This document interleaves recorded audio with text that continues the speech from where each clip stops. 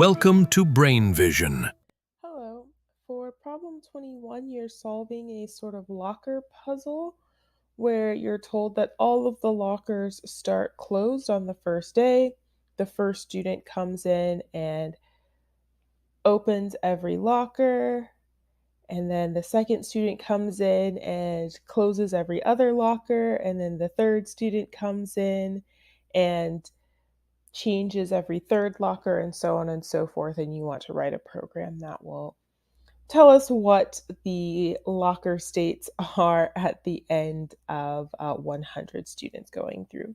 So first we need to create our lockers. So we will create a list lockers, which is 100 elements long, and every element in that list is just false to start with because all of the lockers start closed.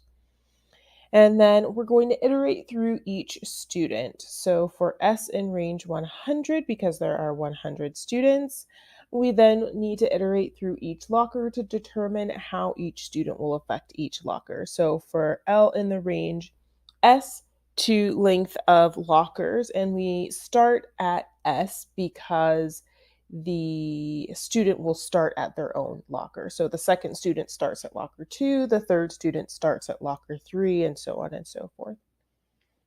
But they then all go through to the final locker. And then we have our conditional statements here indicating what to do. So if the locker is true, and because the student is also only going to interact with lockers that are multiples of their number. So the second student will only interact with lockers that are multiples of 2. The third student only interacts with lockers that are multiples of 3. We want to check that condition. So here I've added 1 to the locker number and the student number just because everything is 0 starting, but in this scenario, the first student is student 1, not student 0. But we want the locker number divided by the student number to be equal to a remainder of 0, to have a remainder of 0. So the locker number modulo the student number should equal 0. So if that's true, and the locker is at true, it should be flipped to false. And if the locker is at false, it should be flipped to true. That should take care of everything, but we want to then go ahead and print everything out. So we'll go ahead and do that with this list here. So for L in range length of lockers, if lockers